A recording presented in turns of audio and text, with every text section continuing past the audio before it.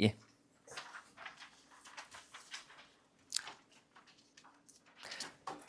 자, 보죠. 우리 사회고요. 1번부터 한번 보죠. 뭐 첫 번째 문제 패턴은 이제 더 이상 설명드리지 않아도 될 것 같아요. 그죠? 일단 중의적인 문장 어렵지 않죠? 두 가지 이상으로 해석되지 않도록 하라는 거고, 그 다음에 필수적인 성분 들어가야 되고요. 능동 피동의 관계 같은 거, 그 다음에 대등한 구조에 어울리는 표현 해가지고요. 뭐 고, 와가 등으로 접속될 때 대등한 관계를 사용하라고 이야기를 하고 있습니다. 그죠? 자, 한번 가보죠. 1번 한번 보시면요. 지금 보니까 이거 한번 보세요. 이거 왜 중의적인지 알겠어요? 미국의 관세 부과 대책회의의 장관들이 이 부분이죠. 다 참여하지 않았다라고 하게 되면 이게 전체를 부정하는 건지 일부만 부정하는 건지 정확하게 알 수가 없습니다. 그죠? 이거 어떻게 되는 거예요? 이를테면은 아무도 참여하지 않았다로 해석될 수도 있고요. 그다음에 뭡니까? 일부는 참여하고 일부는 참여하지 않았다라는 의미도 해석될 수 있기 때문에 이런 것들은 우리 많이 봤던 거죠. 그래서 이거 고칠 때 어떻게 고쳤어요? 다는 참여하지 않았다라고 해가지고요. 보조사를 붙이게 되면 이건 명확하게 부분 부정이죠. 그래서 일부는 참여하고 일부는 참여하지 않았다 이렇게 되는 거고요. 그죠? 예. 이동하는 사람들은 여기 얼굴 안 나오게 잘 알아서 가세요. 그죠? 뭐 찍혀로 모른다? 그죠? 알아서 잘 뒤로 해서 가세요. 자, 그 다음에 2번 한번 보시면 프로그램을 쓰면 초보자일지라도 누구나 쉽게 표와 그래프 등을 그려서 이거 보니까 우리 왜 작성하다도 항상 뭐가 필요해요? 주어가 무엇을 작성하는지. 그래서 비교해 보면 뭐라고 나와 있나요? 그죠? 그래서 뭐를? 문서를 작성할 수 있다 이렇게 얘기를 해주고 있죠. 그래서 필요한 성분 넣은 거예요. 2번도 괜찮네요. 그 다음에 3번 한번 보니까 이거 보여요? 보세요. 지금 수역을 이라는 목적어가 나왔는데 뭐가 나왔어요? 제외되다. 우리 왜 수역을 제외되다 이런 식으로 쓰지는 않죠. 우리 왜 되다 같은 게 붙으면 그것도 피동사가 되고요. 우리 기본적으로 피동사는 목적어가 필요가 없습니다. 물론 문법적인 걸 외울 필요는 없는데 제외되다 나오면 무엇을 제외되다가 아니라 어떤 식으로 쓰게 되죠? 무엇이 제외되다, 뭐가 제외되다 이런 식으로 쓰이게 되는 거죠. 그래서 굳이 이거 목적어를 그대로 쓴다면 어떻게 수역을 제외한 이렇게 쓰는 게 맞는 거고요. 물론 이제 전체 문장 생각하지 않고 이것만 놓고 본다면 수역이 제외되다 이렇게 쓸 수도 있지만 전체 문장에서 논의를 진행한다라고 얘기를 하고 있기 때문에 수역을 제외한 상태에서 논의를 진행하겠습니다. 이런 식으로 맞춰주는 게 적절하겠죠. 그죠? 그 다음에 남아있는 거 4번인데요. 얘는요, 한번 볼게요. 최근 50년 동안 생산기술이 발달하고 그에 따라 조직이 크게 변했다. 지금 어때요? 대등하게 이어지는 거죠. 그래서 기술이 발달하다, 조직이 변했다 해가지고요.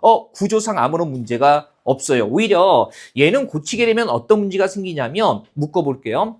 생산기술의 발달, 그 다음에 사회조직의 변화 해가지고요. 여기까지 묶이는 건데 이렇게 쓰게 되면 우리 항상 완화가로 2개 묶어서 하나의 서술로 처리를 할 때요. 떨어져 있는 부분의 호응관계를 봐야 되는데 이런 거죠. 생산기술의 발달을 겪었다가 말이 돼야 한대요. 안 되죠. 그래서 이렇게 고칠 이유가 없습니다. 우리 발달했다면 발달했다지 발달을 겪다라는 말을 쓰지는 않아요. 그죠? 그래서 4번 같은 경우는요. 이렇게 고치는 것이 아니라 그냥 그대로 놔두는 것이 적절하다는 거. 그거 생각하시면 되고요. 자, 그 다음에 2번은요. 단순하게 풀리죠? 적절하지 않은 거라고 해가지고요. 얘는 지문도 짧고 하니까 바로 확인해 볼게요. 자, 보시면 1번에 자아와 초자는 원초아와 달리 의식에도 존재한다. 지금 보니까 원초아는 어디에 있어요? 무의식의 심연에. 그 다음에 무의식에서 의식에 걸쳐서 뭐가 있는 겁니까? 자아와 초자가 있는 거니까. 그러면 1번에 자아, 초자는 원초아는 무의식에만 있는데 얘네는 의식까지 걸쳐 있는 거니까 1번은 맞는 진술이 되는 거고요. 그죠? 그 다음에 2번 보면요. 원칙주의적 성격은 원초아보다 초자아가 강할 때 형성된다. 여기 바로 나와 있네요. 초자아가 강할 때는 뭐라고요? 원칙주의적 성격이 나타난다. 이렇게 얘기해주고 있고요. 그 다음에 3번에 정신적인 균형이 깨질 때 바로 여기 남아 있는 요소 아닙니까? 그죠? 정신 요소의 균형이 깨질 때 그 다음에 봤더니 자아는 이를 해소하기 위해서 어떤 방어기제? 무의식적인 방어 기제라고 얘기하고 있는데 여기서는 의식적인 방어 기제라고 얘기를 하고 있으니까 적절하지 않은 겁니다. 그죠? 그리고 4번은요. 뭐 불안감 나와 있는데 정신적 요소의 균형이 깨지면 뭐가 생겨요? 불안감 생기고 똑같은 부분이죠. 무의식적으로 방어 기제를 사용하게 된다. 이렇게 해가지고요. 가볍게 보시면 되겠습니다. 자, 그 다음에 3번은요. 문법적인 부분인데요. 어간하고 어미 이런 것들 훈련만 잘하면 되죠. 그죠? 물론 우리가 이제 요 정도 개념은 학습해서 알고 있는 거기도 하고요. 제시문 빨리 훑어보면서 혹시 새로 추가된 내용이 있는가만 살펴보면 되는데 어간 어미, 그 다음에 어미 쪽은 어말어미와 선어말어미, 그죠? 그리고 어말어미를 종결, 연결, 전성으로 나누고 있고요. 그죠? 그 다음에 선어말어미, 어말어미 바로 앞에 오는 거 해가지고요. 우리가 기본적으로 다뤘던 개념에서 벗어나는 건 없습니다. 그렇게 벗어나는 건 없고요. 한번 가보죠. 그러면 1번부터 보면 너도 그를 아니에서 아니는 어간 아래에 어미 니가 결합하면서 이거 다 맞는 말이잖아요. 뭐가 탈락한 거예요? 그죠? 어간 받침 리을이 탈락한 겁니다. 너도 그를 아니 같은 경우에 이 아니는 알다의 의문형이 되는 거니까 그죠? 그러면서 탈락한 거 다 맞는 말이고요. 맞춤법을 외워서 푸는 게 아니라 다 이미 기본형을 주고 나서 이게 이 의미로 쓰인 거 맞느냐 물어보는 거예요. 그래서 문제 될 거 없고요. 그다음에 2번은 조심해야 되는 게 이거 잘 보세요. 문장 전체를 안 보면 헷갈리죠. 주어가 지금 뭐예요? 갈증이 가시 없겠군 하게 되면 이거 우리 어간어미 구분할 때는요. 항상 기본형 먼저 잡아야 되죠. 이거 기본형이 뭐예요? 가시다. 그렇죠. 그죠? 가다가 아니라 우리 왜 없어지다라는 의미로 갈증이 가시다가 기본형이 되는 겁니다. 그래서 얘는 보면 가시다의 어간 가시에다가 과거를 나타내는 뭐예요? 그 다음에 추측을 나타내는 get 그리고 종결어미 군이 붙은 거예요. 그래서 어간과 어말어미 사이에 선어말어미는 몇 개입니까? 엇과 get 해가지고요. 3개가 아니라 몇 개가 되는 거예요? 2개가 되는 겁니다. 이거 살짝 조심해야 되는 게 갈증이 가시다라는 전체 문장을 보지 않으면 그죠? 가시 없겠군에만 꽂히면 가다를 가시 없겠군이라고 활용했다고 착각하게 되면 높임의 선어말어미 시에다가 과거 그 다음에 get 이렇게 들어갔다고 생각을 하게 되는데 얘는 지금 이동하다라는 의미의 가다가 기본형이 아니라 뭐가 기본형이에요? 없어지다라는 의미의 가시다가 기본형이기 때문에 요건 살짝 주의해 주십시오. 요게 사실은 한 2년 전에 수능 국어에 문법 문제에 나온 거기도 한데 되게 함정에 많이 빠졌던 어휘이기도 합니다. 그죠? 가시다라는 어휘가 있기 때문에 가다에 시가 붙은 형태가 아니라는 거 요거 조심해야 되죠. 그 다음에 3번 한번 보시면요. 답은 이미 나왔고요. 자, 아침에 뜨는 해를 봐해서 뜨는 은 어간 뜨에 어미 는이 결합해서 맞죠? 어간 어미 맞고요. 그다음에 용언의 용언이 관형사처럼 쓰이고 있는 것이다. 관형사처럼 쓰이고 있다라는 건 관형사가 아니라 관형사처럼이라고 했어요. 그러니까 기능 얘기하는 거죠. 이게 뭘 꾸며요? 해를 꾸미니까 관형사처럼 체언을 수식하는 걸로 쓰이는 거죠. 그다음에 4번 보면 산은 높고 강은 깊다에서 높고는 어간 높에 어미 고가 결합해서 앞뒤의 말을 연결하고 있다는 거죠. 당연히 높다의 높이라는 어간에 어미 뭐 붙어서요? 고 붙어서 산은 높다, 강은 깊다 2개 문장을 연결해주고 있고요. 우리 뭐 나와 있기도 하지만 단어 맨 끝에 붙는 어말어미 중에서 이렇게 문장과 문장을 연결해 주는 거 무슨 어미라고 불러요? 연결어미라고 부르죠. 그죠? 이거 확인하시고요.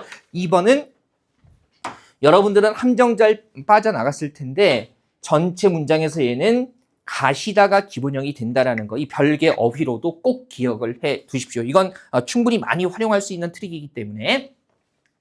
네, 4번 한번 가보죠. 그죠? 대화의 기억으로 필요한 거 해가지고요.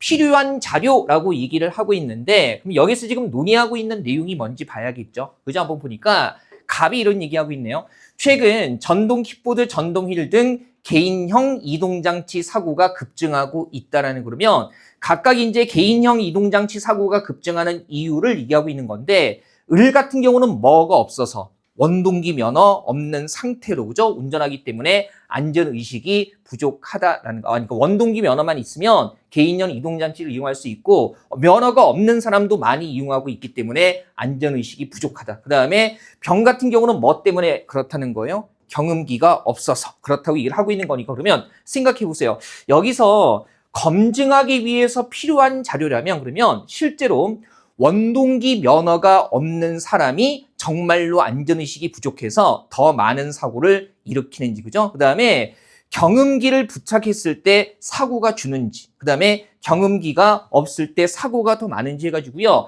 이 각각의 요소와 사고 건수나 사고 발생 확률을 비교해야 될 거예요. 그죠? 그러면 기억 한번 보면 미성년자 중에서 원동기 면허 취득 비율과 19세 이상 성인 중 원동기 면허 취득 비율, 이거는 지금 사고와의 관련성을 설명해 주는 게 아니죠. 그래서 날려야 되고요. 그 다음에 니은 봤더니요.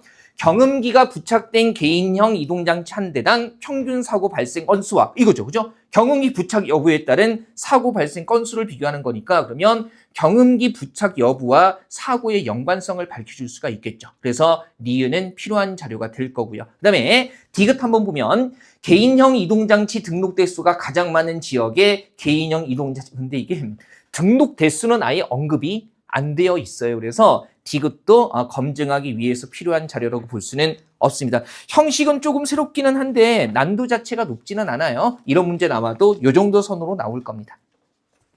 네, 5번은요. 그죠? 자, 정답 확인하시고요. 2번.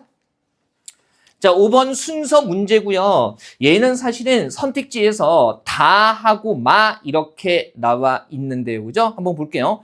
다 하고 마 보니까 앞부분에 지시 표현이 없거든요. 그래서 다가 먼저 나와도 괜찮을 것 같고요. 그 다음에 마가 먼저 나와도 괜찮을 것 같아요. 그러면 일단 최소한 연결될 수 없는 것들, 연결될 수밖에 없는 것들을 찾아야 되는 거죠. 한번 볼게요. 그러면 다 봤더니 뭐 잡아주고 있는 거예요? 예, 사회 생태주의라는 거고, 사회 생태주의는 환경 문제 원인을 구조적인 문제, 그리고 어디에서 비롯한다? 자본주의에서 비롯한다. 그 다음에 마 봤더니 뭐 얘기해주고 있어요? 예, 근본 생태주의라고 이야기를 하고 있고요. 그래서 뭐 이를테면 자연을 수단으로 보거나 도구로 보는 거, 그리고 이제 인간을 자연과 분리해서 인식하는 거. 그러면 자본주의적 문제를 건드리는 거, 도구, 수단, 분리의 문제를 다루는 것끼리 모아주면 되겠네요. 그럼 가볼게요. 일단 가 봤더니 이 입장에 있는 사람들은 어떤 말이 나옵니까? 반자본주의로 해결할 수가 있대요. 그러면 자본주의에서 문제가 비롯된다고 얘기하는 건 뭡니까? 다니까. 그죠? 그러면 당연히 다 다음에 뭐가 이어질 수밖에 없어요? 가가 이어질 수밖에 없어요. 그죠? 그 다음에 나를 봤더니 그리고 이들은 생태계가 서로 연결되어 있다라는 거. 그러면 이 연결이라는 건 뭐하고 관련되는 거예요? 인간과 자연이 분리돼서 문제가 되니까 근본 생태주의의 해결책에서는 문제점을 해결하기 위해서 분리됐던 거를 뭐 해야 돼요? 연결, 이런 걸로 얘기를 해야겠죠. 그래서 일단 마하고 나가 내용상 연결되기는 하는데 다만 나에서 그리고 한 다음에 뭐라고 지시 표현이 나와 있나요? 이들이라는 지시 표현이 나와 있기 때문에 사람이 나와 있어야 되거든요. 그죠? 그래서 일단 봤더니 마 보니까 근본 생태주의는 인간이 자연을 사용해도 되는 수단이나 도구로 보는 태도로 인해서 인간을 자연과 분리해서 인식하는 것이 환경 문제의 원인이라고 보고요. 그 다음에 라 봤더니 보세요. 지금 마에서는 근본 생태주의라는 입장이 나와 있는 거지 이것 자체가 뭐는 아니에요. 사람이 아니잖아요. 그래서 가만히 봤더니요. 라에서 이 입장에 있는 사람들은 인간과 자연이 상호 의존적인 관계다. 수단이나 도구가 아니라는 거니까 라가 마의 내용과 관련이 되는 거고 그 다음에 이 입장에 있는 사람들의 견해를 얘기하고 있으니까 나에서 그리고라고 덧붙이면서 어떻게 이들은 이렇게 가는 게 적절하겠죠. 그래서 이글 안에서는요. 마라 나가 붙어 있고 뭐가 붙어 있어야 돼요? 다가가 붙어 있는 형태를 찾으면 되는 겁니다. 이거 둘 중에 뭐가 앞에 나와도 상관은 없는 거죠. 그죠? 하지만은 마라나 다가 이런 것들이 붙어 있는 거 그러면 1, 2, 3, 4번 보면 1번은 다가 붙어 있고요. 그 다음에 마라나 이것도 되네요. 그죠? 확인할 수 있는 부분이고요. 뭐 나머지 것들은 굳이 확인할 필요 없겠죠. 그죠? 뭐 이를테면 얘는 다가 돼 있는데 마나라가 아니라 이들이라는 표현 봤을 때 뭐가 돼야 돼요? 마라나가 돼야 되는 거고 해서 충분히 걸러낼 수 있을 겁니다. 전반부 문제는 아주 복잡한 건 없어요. 자, 그다음에 6번 한번 가볼게요. 이건 조금 생각을 해야 되죠. 그리고 우리가 지금 보세요. 여기 보니까 우리한테 되게 익숙한 용어 나와 있지 않아요? 어떤 용어? 그렇죠. 어떤 거 나와 있습니까? 일단 하지만 A는 주관적 심리 상태만으로 뭐 충분하지 않고 그러면 이 충분하지 않다라는 게 무슨 조건은 아니라는 겁니까? 충분 조건은 아니라는 얘기를 하고 있는 거죠. 우리 왜 충분 조건이 되려면 예를 들면 여기에서 주관적 심리, 그러니까 행복하다고 느끼면 무조건 뭐 하면 행복하면 그게 무슨 조건이 되는 거예요? 그죠? A가 참일 때 다음 것이 반드시 일어나야만 충분 조건이 되는 건데 얘 같은 경우는 주관적 심리 상태만으로는 충분하지 않고 그랬으니까 주관적 심리 상태만 가지고는 행복을 느끼지 못한다는 얘기죠. 그죠? 그래서 그런 맥락 먼저 잡으셔야 되고요. 그러면서 그 내용이 가에 들어가는 거. 그다음에 나에 들어가는 게 뭐냐면 그러나라고 얘기를 하면서요. 자, A는 행복이 주관적 심리 상태만으로 충분하지 않다고 하더라도 주관적 심리 상태가 행복의 뭐가 된다? 필수 조건이다. 우리 왜 이 필수 조건이라고 나오는 것들을 충분 조건, 필요 조건으로 바꾸면 얘가 무슨 조건이 되는 거예요? 맞아, 필요 조건이 되는 거죠. 그래서 우리가 뭐 물론 이제 그림까지 그려서 생각하지 않아도 되기는 하지만 지금 행복과 주관적 심리 상태를 보면 행복하다고 느끼는 주관적 심리 상태는 충분 조건이 아니라 행복의 무슨 조건? 필요 조건이니까. 그러면 이렇게 생각해 볼 수 있겠네요. 얘가 행복. 그죠? 그 다음에 얘가 행복하다고 느끼는 주관적인 심리 상태라면 필요 조건이니까 우리가 이런 식으로 얘기할 수가 있겠네요. 그죠?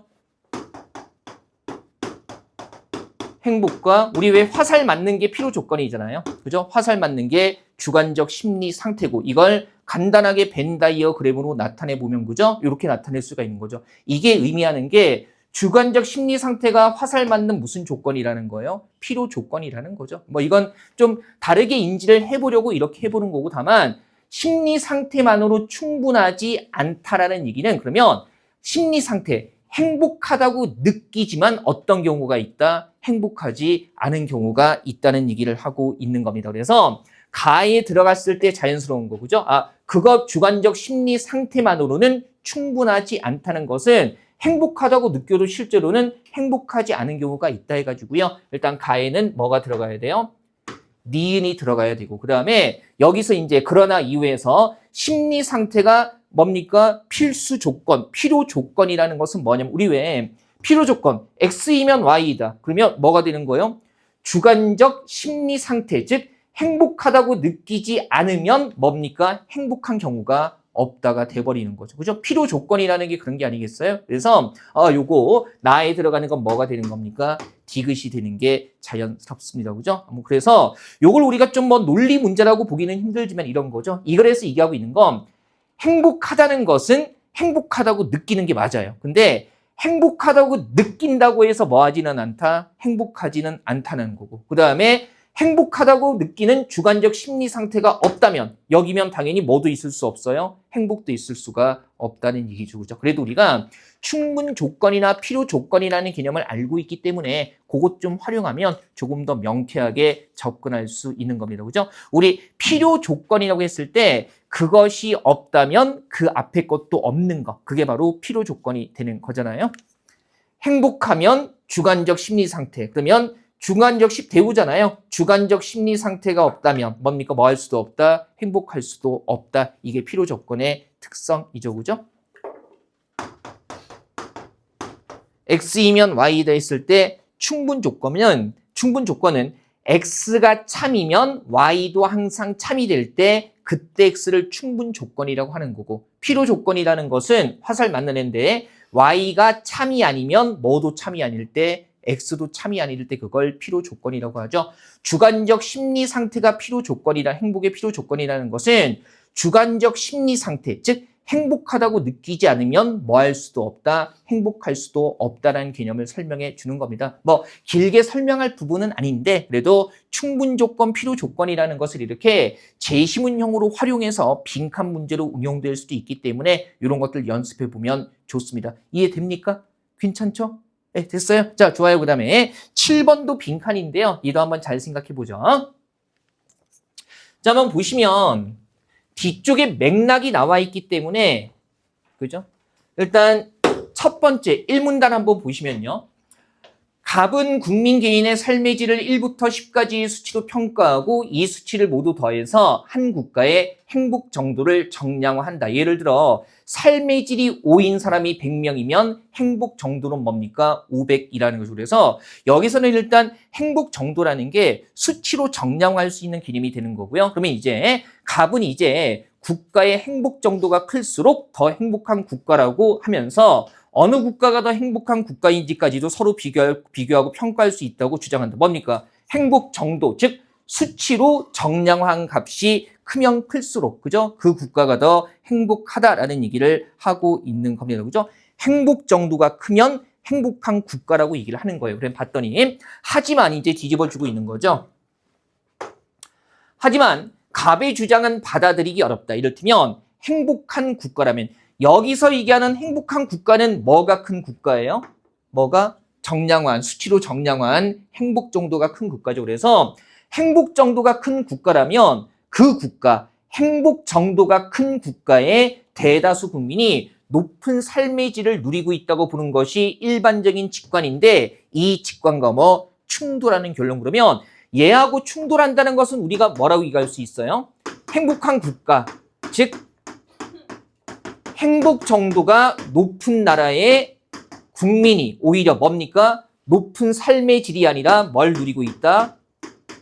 낮은 삶의 질을 누리고 있다. 높은 삶의 질을 누리고 있지 못하다는 게 충돌하는 견해가 되는 거고, 그러면 여기 나오는 사례가 바로 이거 뭐예요? 행복 정도가 높은 국가의 국민임에도 불구하고 삶의 질이 높지 않다라는 사례가 되는 거죠. 그죠? 그러면 괄호 나와 있는데 지금 보세요. B국에서 가장 높은 삶의 질을 지닌 국민이 A국에서 가장 낮은 삶의 질을 지닌 국민보다 삶의 질 수치가 낮다. 그럼 가에 들어가야 되는 건 뭐예요? 그죠? 행복 정도가 큰 국가의 국민이 오히려 삶의 질이 낮다라는 거니까 그러면 지금 이 맥락에서는 행복 정도가 큰 국가가 뭐가 되는 거예요? 뭐가? B국이죠. 그죠? 행복 정도가 큰 B국의 국민이 삶의 질이 낮다라는 게 충돌하는 견해가 되는 거니까 그러면 가 쪽에는 뭐가 들어가야 돼요? B가 A보다 행복한 정도가 더 크지만 행복 정도가 더 큰 B 국가의 국민이 오히려 삶의 질이 낮다라는 얘기가 들어가야만 그래야만 충돌하는 사례로 적절하겠죠. 괜찮으시겠어요? 그죠? 지금 일반적인 견해는 행복한 국가, 즉 행복 정도가 큰 국가의 국민이 높은 삶의 질을 누리고 있다는 거고 그것과 충돌하는 결론이라는 것은 행복 정도가 큰 국가의 국민이 오히려 낮은 삶의 질을 누리고 있다는 거니까 그러면 뒤에 얘기하는 게 B국의 국민이 오히려 A보다 삶의 질 수치가 낮다라는 얘기인 것은 바로 B국이 뭐가 큰 국가가 되는 거예요. 행복 정도가 큰 국가가 되는 거죠. 그래서 B국의 행복 정도가 A국의 행복 정도보다 더 크지만 이렇게 들어가는 게 적절하겠죠. 그죠? 그래서 가에는 요거 들어가야 되고요. 그죠? 행복 정도가 더 큰 국가가 B임에도 불구하고 B의 국민이 삶의 질이 낮다가 돼야만 앞에 거 일반적인 견해와 일반적인 직관과 충돌하는 견해가 되는 거예요. 어쨌든 그러면 갑의 기준은 뭐예요? 뭐가 크면 행복하다? 행복 정도가 크면 그러면 갑의 입장에서는 지금 뭐가 B국의 행복 정도가 더 크니까 그죠? 어디가 행복하다고 평가해야 돼요? 어디가? B국이 A국보다 행복한 국가라고 말을 해야 되죠. 근데 거기에 뭡니까? 그러나 이러한 결론에 동의할 사람은 거의 없을 것이다. 일단 갑의 입장은 행복 정도가 크면 행복한 국가라고 하는 거니까 앞에 B국의 행복 정도가 크니까 갑의 입장에서는 B국의 더 행복한 국가라고 말해야 할 테지만 일반적인 사람들의 입장에서는 B국 국민이 A국 국민보다 삶의 질 수치가 낮다면 거기에 뭐 할 수 없다. 동의할 사람은 없다라는 얘기를 해야 될 겁니다. 그죠? 뒤쪽에 나오는 맥락, 그죠? 요거 확인하면 충돌한다. 그다음에 동의하지 않는다. 그리고 나에 들어가야 되는 건 바로 무슨 견해 가진 사람이에요? 행복 정도가 크면 행복한 국가라는 그런 견해를 가진 사람이기 때문에 나 쪽에도 1번에 나가 들어가야 됩니다. 괜찮습니까? 그죠? 막상 풀 때는 조금 이런 느낌이 있었는데 막상 해보고 나니까 그렇게 막 복잡한 사고를 요구하는 건 아니죠. 그죠? 그래서 이런 것도 한 번쯤은 점검해 보시고요. 자, 8번은 여러분들 발가락으로 풀어도 이제 맞힐 수 있는 문제죠. 아닙니까? 그죠? 이거 너무 단순해서, 예, 이거 그냥 어차피 9까지 9급 때 문장 논리 3개 중에 하나는 딱 이 정도 수준의 문제여가지고요. 이런 것들을 실수하지 말자는 차원에서 가볍게 점검해 보는 겁니다. 자, 이건 바로 만들어 보죠. 반드시 참이라고는 할 수 없는 거 이렇게 얘기를 하고 있고요. 일단 이거 어떻습니까? 첫 번째 거 만들어 보면 뭐가 되는 거예요? 기태나 윤진, 유주가 문제를 출제하면 뭐? 모의고사를 실시할 수 있다 그러면 첫 번째 거 만들어 보면 여기다 적어 볼까요? 어떻게 해요? 기태, 나니까 또는 뭐? 윤진, 또는 뭡니까? 유주가, 그죠? 시험 문제를 출제하면 뭘 실시할 수 있다? 모의고사를 실시할 수 있다. 모의고사를 실시할 수 있다. 그 다음에 두 번째는요, 되게 쉽죠. 뭡니까? 윤진이가 출제하면 뭡니까? 기태는 출제하지 않고요. 그죠? 세 번째, 누가? 유주가 출제하면 또 기태는 출제하지 않고요. 그 다음에 마지막 결론, 뭐가 되는, 결론이 아니라 4번. 네 번째 건 뭐가 되는 거예요? 유주가 시험 문제, not 유주면 뭡니까? 뭐, 윤진이도 not 윤진 이렇게 되는 거죠. 그죠? 되게 쉽게 접근할 수 있을 거예요. 해보죠, 이거 그래도. 1번에 유주가 시험 문제를 출제하면 얘는 되게 단순한 게 유주가 시험 문제를 출제하고 윤진이 그랬는데 유주가 시험 문제를 출제한다는 것은 4번에 뭘 부정한 거나 마찬가지예요. 그죠? 전권을 부정한 거나 마찬가지죠. 4번이 not 유주고 1번이 그냥 유주니까 그러면 4번과 관련해 가지고요. 1번은요. 정권을 부정해서 뭐까지 부정한 겁니까? 후권까지 부정한 건데 근데 정권을 부정해서 후권까지 부정하는 건 항상 참일 수가 없습니다. 그죠? 우리 왜 전권 부정의 오류라고 해서 다뤘던 거니까. 그래서 요거 1번이 그죠? 바로 답으로 나오는 거고요. 그다음에 2번은 볼게요. 학원에서 모의고사를 실시할 수 없다면 그럼 여기까지 끊어 보면 그죠? 여기까지가 몇 번의 후권을 부정한 거예요? 1번의 후권을 부정한 거죠. 그죠? 그러면 뭐도 부정할 수 있어요? 정권을 부정하게 되는데 이거 정권 부정하면 1번에 not 그죠? 이렇게 되는 거고 우리가 드모르간 규칙 사용하게 되면은 어떻게 합니까? 뭐예요? not 기태 또는 부정하는 거니까 뭐예요? and not 윤 and 뭡니까? not 유 해가지고 이러면 기태도 출제하지 않고 윤진이도 출제하지 않고 유주도 출제하지 않는 거니까 그죠? 그래서 2번은 맞는 설명이 되는 겁니다. 그죠? 요거 확인하시고요. 그다음에 3번에 유주나 윤진이가 시험 문제를 출제하면 기태는 시험 문제를 출제하지 않는다. 이거 보세요. 일단 경우의 수가 두 가지니까 첫 번째 유주가 시험 문제를 출제하면 2번에 따라서 누가 출제하잖아요? 기태 출제하지 않고요. 그다음에 두 번째 경우의 수 윤진이가 시험 문제를 출제하면 그죠? 뭐 2번, 3번 따라서 역시 누가 출제하지 않습니까? 기태가 시험 문제를 출제하지 않으니까 그러면 둘 중에 한 명이 시험 문제를 출제하면 그게 유주가 됐든 윤진이가 됐든 기태는 뭐 출제하지 않습니까? 시험 문제 출제하지 않습니다. 그래서 3번도 맞고요. 그다음에 4번에 기태가 시험 문제를 출제하면 이건 되게 쉽죠. 몇 번 활용하면 돼요? 1번이죠. 셋 중에 하나만 출제해도 정권이 참이 되므로 후권, 모의고사 실시할 수 있다는 것도 참이 돼버리는 겁니다. 자, 굉장히 기본적인 내용들 활용하고 있기는 한데요. 그래도 이거 한번 잘 봐주시고요. 자, 9번하고 10번까지 마저 가볼까요? 자, 9번, 10번 한번 보죠. 평가, 강화, 약화 이렇게 나와 있어요.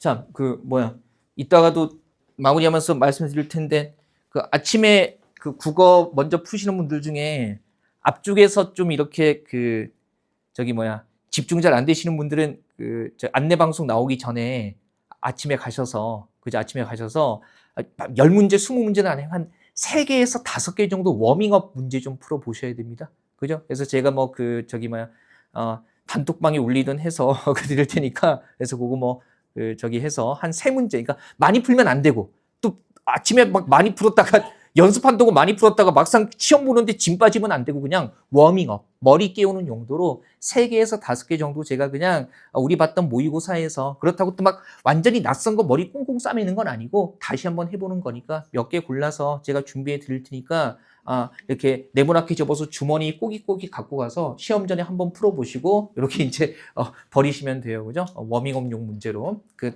수능 보는 고등학교 꼬맹이들은 그 워밍업용 문제 항상 모의고사 전에 이렇게 갖고 가서 하는데, 그죠? 사실은 우리도 그 시간은 10분밖에 안 늘었지만은 전반적으로 좀 국가직 때 봐서 알겠지만 집중력을 요하는 시험이기 때문에, 그죠? 워밍업 정도는 아침에 좀 하시는 게 좋을 겁니다. 안내방송 나온 뒤부터는 뭐 책상에 놔둘 수 있는 게 없잖아요. 펜 말고는, 그죠? 펜 말고는 놔둘 수 있는 게 없기 때문에. 두근두근 합니까? 그죠? 아주 좋은 의미에서 두근두근 하죠.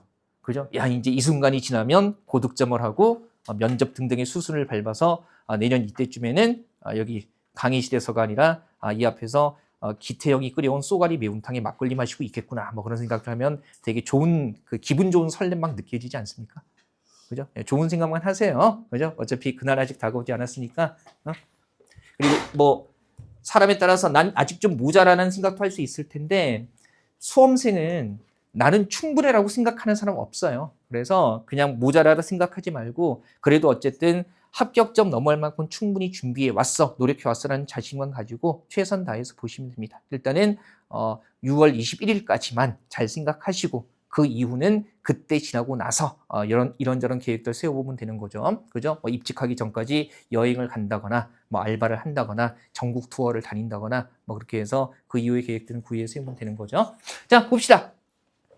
평가 내용으로 적절한 것. 지금 내용 보니까 지문이 조금 길기는 한데요. 1문단에, 그죠? 약과 증상의 관련성을 얘기하려면 이제 확률의 차이, 2문단인데 이런 거죠. 뭐하고 비교하는 거예요?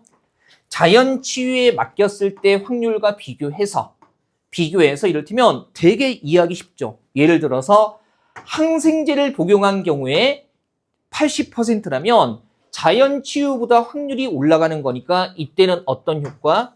긍정적인 효과가 있다는 걸 보여주는 거고, 뭐 누구나 다 이런 생각 하잖아요. 그죠? 그 다음에 신약을 먹었더니만, 그죠? 뭡니까? 확률이 어떻게 됐어요? 10%가 되면은 어떤 효과가 있는 겁니까? 부정적인 효과가 있다. 그러니까 자연 치유 확률보다 떨어지면 약이 오히려 당연히 나쁜 영향을 미친 건데, 다만 여기에 전제가 있죠. 뭡니까? 복용시킨 약 이외에 뭐 다른 요인이 끼어들지 않았다는 점이 보장되어야만 정확하게 약의 효과를 판가름할 수가 있는 거죠. 우리 상식적으로 생각해봐도요. 약 말고 다른 요인이 끼어들게 된다면 긍정적인 효과나 부정적인 효과가 약 때문인지 다른 요인 때문인지 판단이 안 되잖아요. 그래서 마지막에 이 전제 조건 놓치면 큰일 나는 거고요. 그럼 봅시다. 1번에. 기본적으로 약 투여 이외에 다른 요인이 없었고, 그 다음에 증상이 치유될 확률이, 그죠? 투여 이전보다 높아졌다면 당연히 어떤 효과를 강화하는 겁니까? 긍정적 효과를 뭐 하는 거예요? 강화하는 거죠. 약화하는 게 아니라. 아니, 약 먹고 자연 치유보다 확률이 더 올라갔는데 어떻게 약화한다고 볼 수 있겠어요? 그 다음에 2번에 보면 약 투여 이외에 다른 요인이 있었고, 이미 2번은 뒤에 읽을 것도 없죠. 약 투여 이외에 다른 요인이 있으면 효과 자체를 판단할 수가 없어요. 그죠? 그러면 같은 의미로 4번도 더 볼 것도 없고요. 3번 봤더니 약 투여 이외에 다른 요인이 없었고 증상이 치유될 확률이 약의 투여 이전보다 이후에 낮아졌다면, 그러면 뭡니까? 확률이 떨어졌다면 당연히 부정적인 효과를 강화하는 거겠죠. 그죠? 그래서 요거는 뭐 가볍게 확인하시면 되고요. 자, 10번까지 보고 숨 좀 돌릴게요. 10번은 어휘 문제인데요. 바꿔보죠. 일단 기억은 뭐예요? 병의 증상 같은 게 나아졌다는 거니까, 우리 왜 병의 증상 같은 게 예전보다 좋아졌을 때, 나아졌을 때 어떤 말 씁니까? 호전되다라는 말을 쓰죠. 그죠? 물론 이제 병 증세 나아지는 거 말고요. 어떤 일 같은 것들이 좋은 쪽으로 바뀔 때도 호전되다라는 표현을 쓰기는 해요. 그 다음에 니은 쪽에 봤더니요. 항생제를 준 그랬거든요. 우리 약 같은 거 줄 때, 약 복용시키거나 그럴 때 어떤 말 씁니까? 투여라는 말을 쓰기도 하죠. 그죠? 그래서 투여라는 말을 쓰죠. 그래서 2번도 괜찮아요. 그 다음에 디귿. 자, 항생제를 복용한 경우에 그 확률이 80%라면 항생제가 급성 중이염의 치유에 긍정적 효과가 있음을 보여주는 것이다. 효과가 있다는 걸 뭡니까? 증명하고 뒷받침한다는 얘기인데 우리 왜 반증이라는 말은 뭡니까? 반대되는 근거를 들어서 증명하는 거기 때문에 뒷받침할 때는 반증이라는 말을 쓸 수가 없어요. 그래서 이것 반증의 맥락이 아니라 우리 왜 간접적으로 뒷받침한다고 그랬을 때 한자어 중에 방증이라는 말이 있기는 해요. 근데 이런 말들보다는 그냥 순 우리말로 뭐라고 쓰는 게 적절합니까? 네, 뒷받침하다 이런 식으로 그죠? 한번 볼 수 있을 거고요. 뭐 증명하다라는 것도 괜찮은 맥락이죠, 그죠? 반증만 아니면 괜찮을 것 같고요. 그다음에 다른 요인이 끼어들다 그랬을 때 우리 왜 중간에 다른 요인이 끼어들 때 그거 뭐라고 씁니까? 흔히 개입하다라고 씁니다. 그래서 요 정도 대응은 괜찮을 것 같아요, 그죠? 정답 3번 확인하시고요. 앞부분에는 아까 봤던 뭐 그 약간 내용상 조금 까다로웠던 거 7번하고 6번 정도 말고는 빈칸 말고는 크게 어려울 문제는 없었을 겁니다. 자, 잠깐 숨 좀 돌렸다가요. 우리 11번부터 다시 이어서 풀이하도록 하죠. 예.